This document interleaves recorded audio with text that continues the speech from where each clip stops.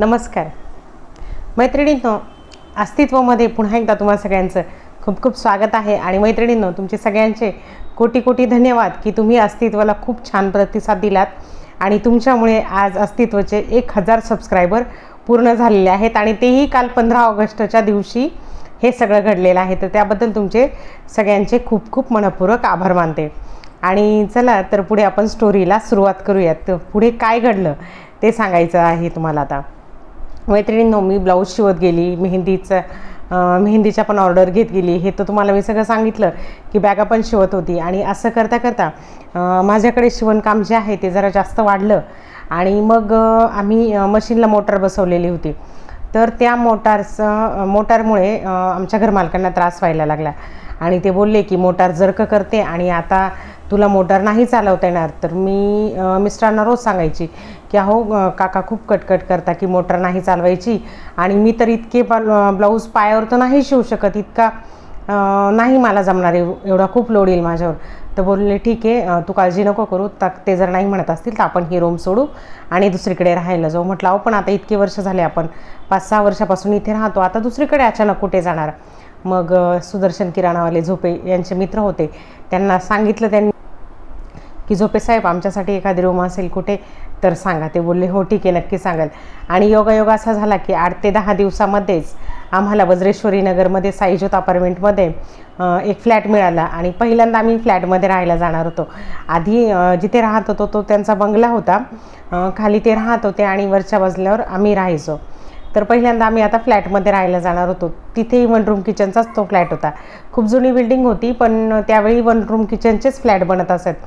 त्या फ्लॅटला गॅलरी वगैरे काही नव्हते. मग आणि 3ऱ्या मजल्यावर तो फ्लॅट होता. पण तरी आम्ही मान्य केलं.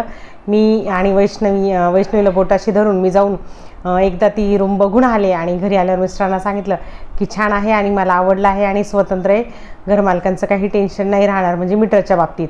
ऑदर आम्हाला पालवे काकांचं काहीच टेन्शन नव्हतं.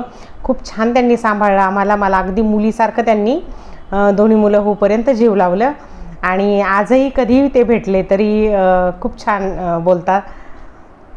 मावशींचा तर स्वभाव अतिशय गोड होता म्हणजे आहेच अजून पण. तर मग आम्हाला दुसरं खोली सोडण्याचं कारण नव्हतं, फक्त त्या मीटरवरूनच मग थोडासा प्रॉब्लेम व्हायला लागला, मग सोडवायला लागले. कारण माझा व्यवसाय थोडासा वाढायला लागला होता आणि मला मोटारची अतिशय जास्त गरज होती, म्हणून मग आम्हाला ती रूम सोडावी लागली. आणि मग आम्ही साईज्योत अपार्टमेंटमध्ये राहायला गेलो. आम्ही तिथे गेल्यानंतर मला अचानक असं वाटायला लागलं, ज्या दिवशी आम्ही सामान टाकलं की अरे तेव्हा इथं तर सगळ्यांचे दरवाजे बंद, तापीनगरमध्ये तर सगळं मोकळं होतं, मला इथे करमेल का? इथं मला नाही करमलं तर. आणि 3 मजले चढून आपल्याकडे कोणी कस्टमर येईल का ब्लाऊज शिवायला? पुन्हा डोक्याला टेन्शन, मी पुन्हा टेन्शन घेत बसली. हे बोलले नको टेन्शन घेऊ यार, तू प्रत्येक गोष्टीचं ना खूप टेन्शन घेते. आला दिवस कसा तरी काढायचा असतो आणि पुढे चालायचं असतं. परंतु तसं काही घडलं नाही माझ्या म्हणण्याप्रमाणे. तिथे जोशी काका होते समोरचे. आणि दुसऱ्या दिवशी सकाळी काहीतरी करण्यासाठी त्यांनी दार वाजवलं आणि मी दरवाजा उघडला. तर बोलले वहिनी आहो ते असं काहीतरी काम होतं, काहीतरी बिल वगैरे असेल किंवा काही असेल, त्यांनी मला सांगितलं. तर मी त्यांना बोलली की काका मी तुमच्या मुलीसारखी आहे, तुमच्या भावनासारखी आहे मी, तर मला प्लीज वहिनी नका म्हणू, मला आशा म्हणत जा. आणि त्या दिवसापासून मी त्यांची मुलगी झाले. आणि आजपर्यंत मला वाटतं साधारण 15 वर्ष झाले. 15 वर्षापासून त्यांचे आणि माझे रिलेशन मुलीचे आणि आईवडिलांचेच आहे. आजही ते मला मुलगीच मानतात आणि आजही मी त्यांना आईवडील म्हणूनच संबोधते. तर त्यांनी पण मला 3 वर्ष खूप छान साथ दिली, तिथे खूप सांभाळलं त्यांनी मला. आणि मग तिथे गेल्यानंतर माझं काम पण भरपूर वाढलेलं होतं. तर मग मिस्टर ड्युटीला जायचे आणि मग त्यांना कधी रात्री 1 वाजायचं यायला, कधी 2 वाजायचे. माझं काम चांगलं वाढल्यामुळं मग मी काय करायचे, रात्रीच्या वेळेस कटिंग करायचे, शिवत नव्हते रात्रीचं. तर जोशी मावशी 11, 11:30, 12 वाजेपर्यंत माझ्याशी गप्पा मारत बसायच्या. शेजारी कोतवाल मावशी राहायच्या, त्या पण यायच्या, दोघीजणी गप्पा मारायच्या. माझं कटिंग पण व्हायचं, मुलं झोपी जायचे आणि त्यांच्या गप्पांच्या नादात मला कळायचं पण नाही 1 कधी वाजला आणि 1:30 कधी वाजला. त्या कधी 1-1 वाजेपर्यंत माझ्याजवळ बसून राहायच्या. आणि नंतर मग हे आले की त्या निघून जायच्या त्यांच्या घरी.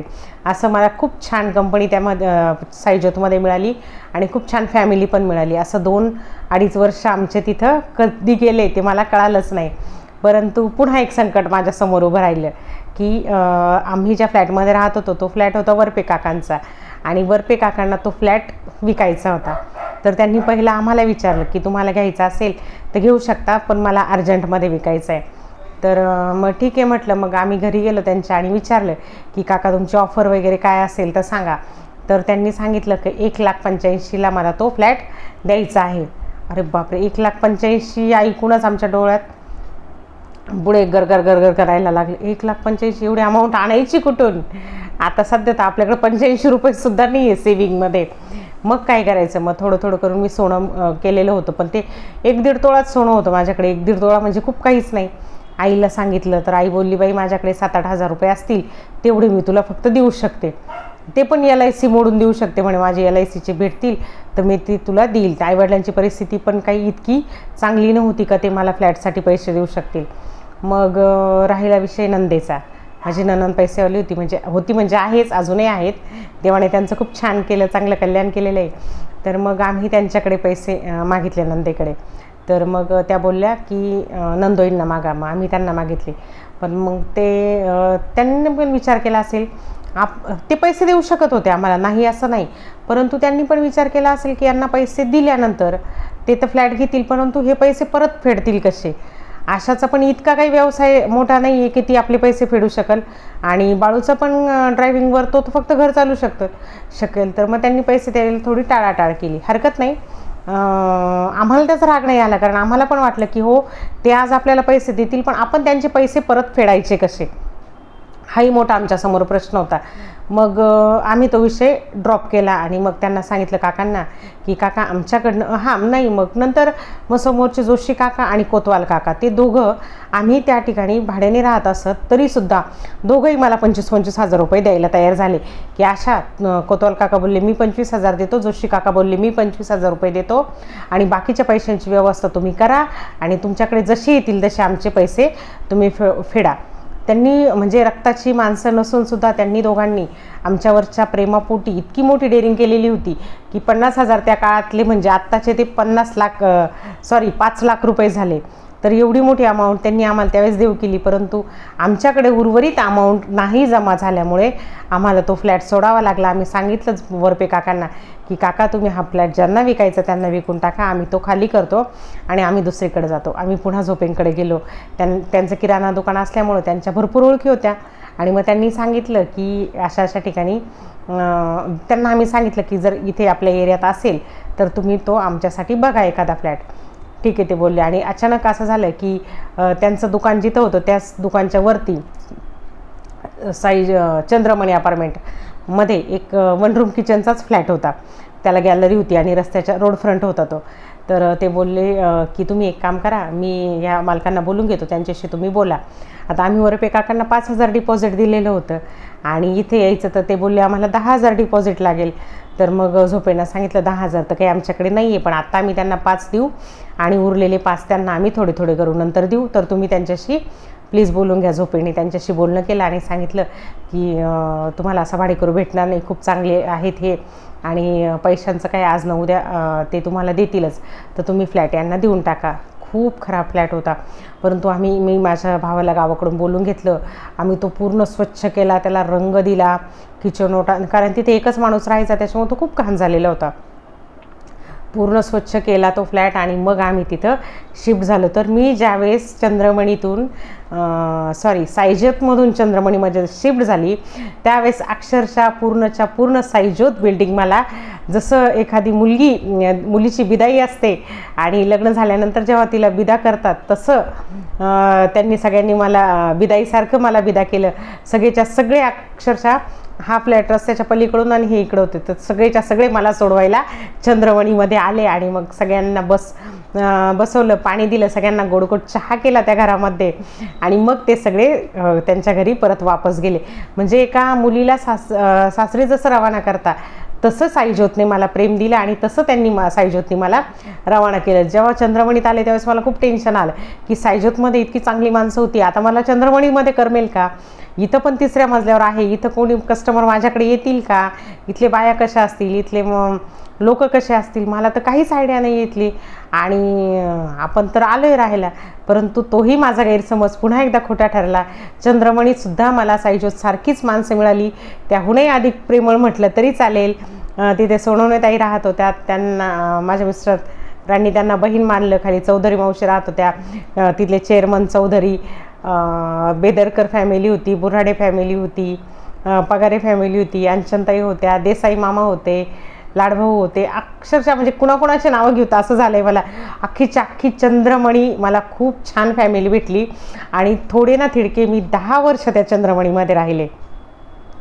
चंद्रमणीमध्ये आमचं आगमन तर झालंच. मग माझा व्यवसाय पण तिथं पण खूप छान चालायला लागला. तिथेही कस्टमर यायला लागले, कारण थोडंसंच अंतर होतं साईजोतपासून, आणि चंद्रमणी उलट रस्त्यावर होती अजूनच.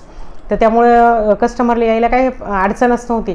खूप छान माझा व्यवसाय त्या ठिकाणी पण चालू लागला. मी दिवसाला 5-5, 6-6 ब्लाऊज त्यावेळेस शिवायला लागली. एक दिवस असंच अचानक एक पॅम्पलेट माझ्या हातात पडलं, आणि त्या पॅम्पलेटवर लिहिलेलं होतं की फॅशन डिझायनिंगचा कोर्स कन्या कोठारी शाळेमध्ये आहे, आणि ज्यांना ॲडमिशन घ्यायचं असं ते घेऊ शकता. ॲडमिशन घेण्यासाठी मी तर एकदम आतुर झाले. मला वाटलं की आपण पण याच्यात काहीतरी पुढे केलं पाहिजे. फॅशन डिझायनिंगचा कोर्स आपण करायला हवा. आपलं शिवण जरी एवढं चांगलं आहे, परंतु आपल्याकडं कुठल्याच प्रकारची डिग्री नाही आहे, तर आपण फॅशन डिझायनिंगचा डिप्लोमा हा नक्कीच करायला पाहिजे. फॅब्रिक मॅन्युफॅक्चरिंगचा होता तो course. Manufacturing and dress designing असा तो कोर्स होता. तर मग मी त्या ठिकाणी रिक्षात मुलांना, ज्यावेळेस सकाळी मुलं शाळेत गेली त्यावेळेस मी तिथं गेले, आणि तिथं जाऊन सगळी चौकशी करून आले. दुसऱ्या दिवशी सगळे डॉक्युमेंट घेऊन गेले माझे जे होते ते. परंतु त्या डॉक्युमेंटवर माझं ॲडमिशन काही होईना, कारण ते आधार कार्ड वगैरे जे नाही, त्यावेळेस आधार कार्ड नव्हतंच. त्यावेळेस जे डॉक्युमेंट घेऊन गेले मी, शाळेचा दाखला वगैरे, त्याच्यावर सगळ्यांवर माझ्या वडिलांचं नाव होतं, म्हणजे माहेरचं नाव होतं. मग आम्ही गॅझेट केलं तर ते मग मी तिथं सबमिट केलं गॅझेट की माझं लग्न झालेलं आहे आणि माझं सासरचं नाव हे. परंतु तेही त्यांनी मान्य नाही केलं. ते बोलले जे दाखल्यावर नाव असेल तेच सर्टिफिकेटवर नाव येईल. पुन्हा मी नाराज झाले की आपला डिप्लोमा तर लग्नाच्या इतक्या वर्षानंतर होतं आहे. साधारण मला वाटतं तेव्हा लग्नाला 9 वर्ष झालेले होते माझ्या. लग्नानंतर 9 वर्षांनी आपण हा डिप्लोमा करतो आहे फॅशन डिझायनिंगचा, परंतु त्याच्यावर नाव आपल्या मिस्टरांचं लागणार नाही, आपल्या वडिलांचंच नाव लागेल. मग मी यांना विचारलं की असं आहे तर काय करू. तर ते बोलले काय हरकत नाही, फरक काय पडतो, तुला करायचं आहे ना तू कर. म्हटलं हो मला करायचं आहे. बोलले ठीक आहे, पण मग मुलांचं काय. पुन्हा प्रश्न आला. सूरज तोपर्यंत 5वीला गेलेला होता आणि वैष्णवी 4थीला होती. वैष्णवीची शाळा सकाळी होती, सूरजची शाळा दुपारी होती. वैष्णवी 12:30-1 वाजता घरी येणार होती आणि सूरज 11 वाजता शाळेत जाणार होता 5 वाजेपर्यंत. पुन्हा टेन्शन झालं की आता क्लास तो 11 ते 4 होता. वैष्णवी 12:30 वाजता घरी येणार. 12:30 ते 4 वाजेपर्यंत वैष्णवीला ठेवायचं कुणाकडे. 4थीची म्हणजे काही खूप मोठी नव्हती वैष्णवी, खूप छोटी होती 4थीला असताना. मग आता करायचं काय. पण मग ते बोलले काही हरकत नाही, तू टेन्शन घेऊ नको, तू ॲडमिशन तर घे, एकदा होतं की नाही ते तर बघ. ॲडमिशन घेतलं, ॲडमिशन तर झालं. ॲडमिशन झाल्यानंतर मग असं ठरलं की आता वैष्णवीला एकटी राहण्याशिवाय काहीच पर्याय नाही आहे. तर मग मी स्वयंपाक वगैरे सगळं करून सकाळी वैष्णवी शाळेत जायची, तिला डबा द्यायची. 11 वाजता सूरजला शाळेत सोडवायची. त्याला आम्ही व्हॅन लावलेली होती, त्याची व्हॅन येऊन त्याला घेऊन जायची. आणि वैष्णवीला पण आम्ही व्हॅन लावली की ती व्हॅन त्यांना घरापर्यंत सोडवलं. वैष्णवी खालून चावी घ्यायची सोनवणेताईंच्या इथून आणि घरात जायची, जेवण करायची. वैष्णवी 4थीला असताना घरात एकटी राहायची आणि मग जेवण करून ती झोपून जायची, कारण ती सकाळी लवकर उठलेली असायची. मग ती झोपून जायची आणि मी जेव्हा 4 वाजता यायची त्यावेळेस कडी उघडायला वैष्णवी फुल झोपलेली असायची. तर मग आता काय करायचं. तर मग एक दिवस असंच झालं, मी आले डिप्लोमाला, ॲडमिशन तर झालेलं होतं. 11 ते 4 मला तिकडं जावं लागायचं. 4 वाजता मी ज्यावेळेस वापस आली त्यावेळेस बघितलं वैष्णवी तर फुल झोपलेली. मी खूप वेळ दरवाजा वाजवला, ती काही दरवाजा उघडायला तयार नाही. मग मी शेवटी शेजारचा फ्लॅट होता बेदरकरांचा, त्या फ्लॅटच्या त्यांची गॅलरी आणि आमची गॅलरी फक्त एक छोटीशी भिंत होती मध्ये, परंतु खाली डायरेक्ट जर खाली पडली असती तर डायरेक्ट 3ऱ्या मजल्याहून खाली झोपेंच्या जे दुकानचे पत्रे होते त्या पत्र्यावरच पडली असती. परंतु डेअरिंग तर करावीच लागणार. आता मुलगी घरात झोपलेली आहे आणि ती उठूपर्यंत किती वेळ दारात बसणार. किंवा कोणाच्या घरात बसणार. मग मी डेअरिंग केली आणि शेजारच्या गॅलरीतून आमच्या गॅलरीमध्ये आली, भिंतीला धरून धरून, आणि मग किचनमधून हॉलमध्ये गेली आणि मग घराची कडी उघडली मी. मग माझी जी बॅग वगैरे होती, पिशवी वगैरे होती, ती आतमध्ये घेतली. असं नेहमीचा हा नित्यक्रम चालू झाला. वैष्णवी सकाळी लवकर जायची शाळेत, त्यामुळे तिथून आली की जेवण करायची, टी व्ही बघत बघत तशीच झोपून जायची. कधी कधी टी व्ही पण चालू असायचा, परंतु तिने खूप छान हँडल केलं होतं, घर पण सांभाळलं होतं छानपैकी. आणि तिला सांगितलेलं होतं, बेटा कोणीही आलं तर दरवाजा उघडायचा नाही. तर ती अजिबात, ती मी आल्यावरसुद्धा दरवाजा उघडत नव्हती, झोपलेली असायची. तर असं करत करत माझं पूर्ण फॅशन डिझायनिंगचं वर्ष संपत आलं आणि पुन्हा एकदा माझ्यावर संकट कोसळलं, तर ते म्हणजे परीक्षा.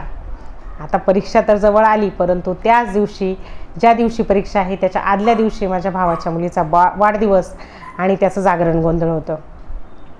जागरण गोंधळ आणि वाढदिवस कुठे? नगर जिल्ह्यामध्ये, नाशिकपासून 200 किलोमीटरवर. आणि 19 तारखेला माझी परीक्षा. 18 तारखेला तिचा वाढदिवस आणि 19 तारखेला होती माझी परीक्षा.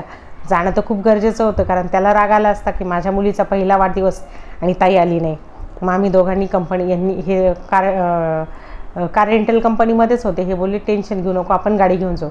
आम्ही गाडी घेऊन वाढदिवसाला तर गेलो, परंतु प्रश्न असा नाही. मग आम्ही 2-3 दिवस आधीच गेलो. मी मुलांना घेऊन 2-3 दिवस तिकडे आधीच गेले. मी तिकडेच थोडासा अभ्यास पण करायची. आणि ज्यावेळेस हे घ्यायला आले मला, कार्यक्रमासाठी आले आणि ते गाडी घेऊन आले, मग त्यांना वाटलं उद्याची परीक्षा आहे, पहाटे लवकर जरी निघालो आपण तरी परीक्षेपर्यंत पोहोचू. परंतु संकट एक नाही ना माझ्या नशिबात, अनेक संकट येतच होते. सूरजला त्यावेळेस उभारला गोवर आणि त्याला पूर्ण खूप भयंकर ताप आला आणि त्याच्या अक्षरशः डोळ्याच्या पापण्यांमधून तो गोवर बाहेर पडत होता. पूर्ण तो पुळ्यांनी भरलेला होता. पूर्ण चेहऱ्यावर, अंगावर, त्याच्या ओठातून, नाकातून, डोळ्यातून सगळीकडून तो गोवर त्याला उभरलेला. आणि त्याच्याकडे बघून तो त्याच्या पप्पांना रडायलाच आलं का, अरे बापरे हे काय झालं पोराला. आणि मग त्यांना म्हटलं आता काय करायचं, उद्या तर माझी परीक्षा आहे. सूरज तर तापाने फनफन करतोय आणि मला परीक्षा दिल्याशिवाय गत्यंतर नाही. मी जर परीक्षा नाही दिली तर मग माझं पूर्ण वर्ष वाया जाणार, माझा डिप्लोमा करून काहीच उपयोग होणार नाही. तर ते बोलले तू नको टेन्शन घेऊ, आम्ही जागरणाच्या दिवशी पहाटेच 4 वाजताच आईला सांगितलं का आमची तयारी करून दे आणि आम्हाला जाऊ दे, म्हणजे आम्ही कसंही माझ्या परीक्षेपर्यंत पोहोचू. मग रस्त्याने येता येता आमचा असा विचार ठरला की सासू सासरे तोपर्यंत माझ्याकडे आलेले होते. मी गावाला जायच्या आधी ते माझ्याचकडे होते, परंतु अचानक त्यांना, माझ्या पुतणीचा पण घरी वाढदिवस होता आणि सासऱ्यांना पुतणीच्या वाढदिवसाला जायचं होतं. तर मी त्यांना काय बोलली की तुम्ही त्या वाढदिवसाला काही जाऊ नका, तिचा वाढदिवस दरवर्षीच येतो, परंतु सूरज खूप आजारी आहे आणि तुम्ही थांबा तिथेच, मला परीक्षेला जायचं तर त्याच्याजवळ थांबायला कोणीतरी घरचा माणूस पाहिजे. तर ते बोलले नाही बाई, आम्ही जर नाही गेलो तर त्याला राग येईल, म्हणजे माझ्या दिराला राग येईल. मग ते दोघं वाढदिवसाला निघून गेले. मग ते दोघं न थांबल्यामुळं आता सूरजला ठेवायचं कोणाकडे. तर मग माझे मिस्टर बोलले तू टेन्शन घेऊ नको, मी कंपनीतून सुट्टी घेतो, मी मॅडमला सांगतो का माझा मुलगा खूप आजारी आहे आणि माझ्या मिसेसची परीक्षा आहे, तर मला घरी थांबायचं गरजेचं आहे. मग त्यांनी कंपनीत तसं फोन करून सांगितलं आणि दिवसभर ते घरी थांबले. मी, माझी मैत्रीण मीना आणि तिचे मिस्टर आम्हाला परीक्षेला सोडवायला आले. नाशिकच्या स्कूलमध्ये आमची परीक्षा होती. तर मग आम्ही सकाळी 11 वाजता परीक्षेला गेलो, 4 वाजेपर्यंत परीक्षा झाली. माझं अजिबात परीक्षेत मन लागत नव्हतं, कारण माझा मुलगा तापाने फणफणत होता आणि तो घरात होता, त्याच्या पप्पांजवळ होता. मुलगी पण माझी घरी होती आणि मी एकटी परीक्षेला खूप अक्षरशः रडत रडत मी परीक्षेला गेली होती. आणि पेपर देतानाही माझ्या डोळ्यात पाणी यायचं का माझा मुलगा कसा असेल घरात, त्याला इतका गोवर उभारलेला आहे, तो तापाने फणफण करतोय. पण मी परीक्षा देणं गरजेचं होतं म्हणून खरंच परीक्षेला गेली, नाहीतर माझं वर्ष वाया गेलं असतं. मी रडत रडत पूर्ण प्रॅक्टिकल आणि पूर्ण पेपर, जी थेअरी होती ती पूर्ण रडतच केली. मला तिथं ते विचारलंसुद्धा की का रडते, तर मी म्हटलं काही नाही, मी काही सांगितलं नाही त्यांना की माझा मुलगा घरात आजारी आहे आणि तरी पण मी पेपरला आलेली, म्हणून मी तिथं काहीच तसं सांगितलं नाही. 4 वाजता ज्यावेळेस पेपर संपला तर मी अक्षरशः वाऱ्याच्या गतीने त्या दाजींना गाडी चालवायला लावली. त्यांना म्हटलं पहिलं मला माझ्या घरी घेऊन चला, कारण माझा मुलगा कसा आहे कसा नाही मला बघायचं आहे. पण त्याचा जो गोवर होता तोपर्यंत थोडा मालवलेला होता आणि ताप पण त्याचा थोडा कमी झालेला होता. हे बोलले तू कशाला टेन्शन घेतलं, मी सांगितलं ना मी दिवसभर घरी राहील आणि त्याची काळजी घेईल, तू बिंदास परीक्षा द्यायची होती. म्हटलं नाही हो, मला तर डोळ्यातून पाणीच येत होतं. अक्षरशः माझ्या डोळ्यासमोर जो आहे तो सारखा सूरज दिसायचा की याची तब्येत कशी असेल कशी नसेल. असं करत करत माझी ती परीक्षा पार पाडली आणि त्या परीक्षेनंतर मला वाटतं 2 ते 3 महिन्यानंतर त्या परीक्षेचा रिझल्ट लागला आणि मी ज्या ठिकाणी तो डिप्लोमा केला तिथून फोन आला आणि त्यांनी सांगितलं साधारण 3 ते 4 महिन्यांनी त्याचा रिझल्ट आला आणि मला शाळेतून फोन करण्यात आला की आशा बोडखे नावाने संबोधत, कारण माझं तिथं नाव बोडके होतं, जे माझ्या वडिलांचं नाव होतं तेच तिथं डॉक्युमेंटवर होतं. आणि सांगण्यात आलं की आशा तू जिल्ह्यामध्ये फॅशन डिझायनिंगमध्ये पहिली आलेली आहे आणि तुला 82% डिप्लोमाला मार्क पडलेले. बापरे, माझा आनंद आहे जो गगनात मावत नव्हता. वर्षभर त्या परीक्षेमध्ये ज्या चाचणी परीक्षा होत असत त्या परीक्षेमध्ये वर्षभर मी सेकंड यायची आणि माझी जी मैत्रीण होती शकुंतला म्हणून ती फर्स्ट यायची प्रत्येक वेळेस. मला खूप वाईट वाटायचं, अरे यार मी कुठं चुकते आहे, मी कुठं कमी पडते आहे. परंतु शेवटी असं झालं की जी फायनल एक्झाम होती तिथे मला 82% मार्क पडले आणि जी माझी मैत्रीण शकुंतला होती तिला 80% मार्क पडले. ती सेकंड आली आणि मी फर्स्ट आले. तर अख्ख्या नाशिकमध्ये मी त्यावेळेस फर्स्ट आलेली होती. आनंतर गगनात मावत नव्हता. माझ्या मिस्टरांनी सगळ्यांना सांगितलं की आशाचा डिप्लोमा कंप्लीट झाला आणि ती फॅशन डिझायनिंगमध्ये नाशिकमध्ये फर्स्ट आलेली आहे. तर असं आमचा तो आनंदाचा क्षण होता, तो आम्ही खूप छान एन्जॉय केला. आणि त्यानंतर मग 1 महिना असाच गेला आणि मग महिन्यानंतर मी त्यांना बोलली की सुरुचप्पा मला वाटतं आहे की मी टेलरिंगचं दुकान टाकावं. आता डिप्लोमाचं सर्टिफिकेट पण आहे माझ्याकडे, डिप्लोमा पण कंप्लीट झाला आहे. तर बोलले ठीक आहे. आणि म्हटलं नुसतं टेलरिंगचंच नाही तर भाडं देण्यासाठी परवडलं पाहिजे, आपण थोडंसं कटलरी सामान पण ठेवू, थोडंसं ड्रेस मटेरियल वगैरे ठेवू, इनरवेअर ठेवू, थोडंसं लेडीज आयटम ठेवूया. तर बोलले ठीक आहे, परंतु मग आपल्याकडे आता तर पैसे नाही, मग काय करायचं. पुन्हा पैशांचा प्रश्न उभा राहिला. मग माझ्याकडे एक 3 तोळ्याची पोत होती आधी, म्हणजे 3 तोळ्याची पोत केलेली होती. ती माझ्या वडिलांना काहीतरी अडचण आली म्हणून आम्ही त्यांना दिली होती. तर मग त्यांना सांगितलं की तुम्ही आम्हाला आता पोत नका देऊ, तुम्ही त्या पोतीचे मोडीचा भाव जो असेल त्याचे जितके पैसे होतील तितके पैसे आम्हाला द्या, आम्हाला दुकान टाकायचे. वडील बोलले ठीक आहे मान्य आहे. वडिलांनी तितक्या तोळ्याचा भाव सोनाराकडे काढला, किती होतो काय मेकिंग चार्जेस सहित, आणि तेवढे पैसे त्यांनी मला दिले. आणि मग आम्ही त्या दुकानाला सुरुवात केली. तर यांना मी काय बोलले का हो आपण ती 3 तोळ्याची पोत खूप तुळतुळ करून जमवलेली, म्हणजे 1-1 ग्रॅम सोनं घेऊन 1-1 गुंज सोनं घेऊन आपण ती जमवली. आता जर हे दुकान नाही चाललं तर त्याच्यामध्ये हे तर सगळं पूर्ण वाया जाणार, आणि मग हे जर सगळं वाया गेलं तर काय आपल्याकडे काहीच जमापुंजी नाही राहणार. तर माझ्या मिस्टरांनी एकच सांगितलं की ती पोत जी आहे ती तुझ्या कष्टाने केलेली आहे, आणि जरी ती मोडली तुझ्या बिझनेसमध्ये जरी लॉस झाला तरी तू काही कर्ज काढून लॉस करणार नाही आहे. तुझीच वस्तू मोडती आहे आणि तुझ्याच वस्तूवरून तुला सक्सेस व्हायचं आहे की लॉस व्हायचं आहे हे आपल्याच वस्तूवरून ठरवल. आपण काही कुणाकडून उसने घेऊन किंवा कुणाचं कर्ज करून काही करत नाही. जे व्हायचं असेल ते आपल्या वस्तूचं होईल, तू टेन्शन घेऊ नको, तू बिंदास दुकान टाक. आणि मग दुकानची शोधाशोध चालू झाली. सहज मी एकदा व्यायामशाळेकडून येत होती तर मला अचानक माझी नजर कांगणींच्या गाळ्यावर पडली आणि मग त्यांचा गाळ्याचं शटर डाऊन होतं. तर मी माझ्या मिस्टरांना घरी आल्यावर विचारलं की का हो तो कांगणींचा जो गाळा आहे तो विचारून बघता का तुम्ही, देतील का आपल्याला. त्यांचं आधी मेडिकल होतं म्हटलं, पण मेडिकल नंतर कोणीतरी तिथं लेडीज टेलरनी टाकलेलं होतं, पण ते काय आता चालवत नाही सध्या, तर मला दुकान बंद दिसते. बोलले ठीक आहे काही नाही, ते कांगणे माझे मित्रच आहे तर मी जाऊन विचारतो. माझे मिस्टर कांगणे सरांच्या घरी गेले आणि त्यांना विचारलं. तर योगेश भाऊंना विचारलं तर योगेश भाऊंनी एकाच झटक्यात हो म्हटलं आणि बोलले ही घे चावी आणि जा. मग त्यांनी भाडं वगैरे तर नंतर ठरवलं. आम्हाला सुरुवातीला 1800 रुपये भाडं होतं त्या गाळ्याला आणि काहीतरी 10,000-1,000 रुपये डिपॉझिट होतं. तर त्यांनी इतकं मोठं मन करून पटकन चावी दिली. त्यांनी काहीच विचारपूस आमच्याकडे जास्त केली नाही. सुरेश बाप्पा त्यांना ओळखत होते योगेश भाऊंना चांगलं. आणि मग आम्ही तिथं ओपनिंग केलं अक्षय तृतीयेच्या दिवशी. अक्षय तृतीयेला आमच्या गावची महादेवाची जत्रा असती आणि महादेवाचं नाव घेऊन हर हर महादेव करत आम्ही दुकान टाकलं. आणि ते दुकानात आम्ही माल भरला. दोघंजणं रिक्षाने जाऊन, दोघंजणांनी रिक्षा केली, एक नाशिकला गेलो, माल भरला. आणि पहिल्याच दिवशी माझा अर्ध्याच्या वर माल त्या दिवशी ओपनिंगच्या दिवशीच विकला गेला. तर मला खूप आनंद झाला. अक्षरशः पहिल्या आठवड्यात आम्हाला 3 वेळेस माल आणावा लागला नाशिकवरून, ड्रेस मटेरियल, इनरवेअर वगैरे जे जे काही असेल ते. आणि मग असं दुकान चालवत असताना, ब्लाऊज शिवत असताना मी पिकोफॉलची मशीन पण घेतली तिथं. परंतु पिकोफॉलच्या मशीन घेतल्यानंतर मला वेळच भेटायचा नाही पिकोफॉल करायचं. बायकांच्या तर खूप साड्या येऊन पडायच्या, मग काय करायचं. मग मिस्टरांना सांगितलं की ही पिकोफॉलची मशीन आपण वापस देऊ आणि त्यांच्याकडनं फुल शटलची मशीन घेऊ, कारण माझं शिवणकाम खूप वाढलं. त्यावेळेस माझ्याकडे खूप ब्लाऊज शिवायला यायला लागले. माझं फिनिशिंग पण चांगलं होतं, त्यामुळे खूप ब्लाऊज पण शिवायला यायला लागले आणि दिवसभर कस्टमर पण खूप चालायचं. ड्रेस मटेरियल वगैरे दाखवायचे, परत ते घड्या घालून ठेवायचे. त्याच्यातच माझा पूर्ण वेळ जायला लागला. मग मला काही पिकोफॉलला वेळ भेटायचा नाही. मग मी पिकोफॉलच्या साड्या घेत असत, परंतु त्या दुसरीकडून करून त्यांना बायकांना देत असायची. मग असं करत करत माझं दुकान खूप छान चालायला लागलं.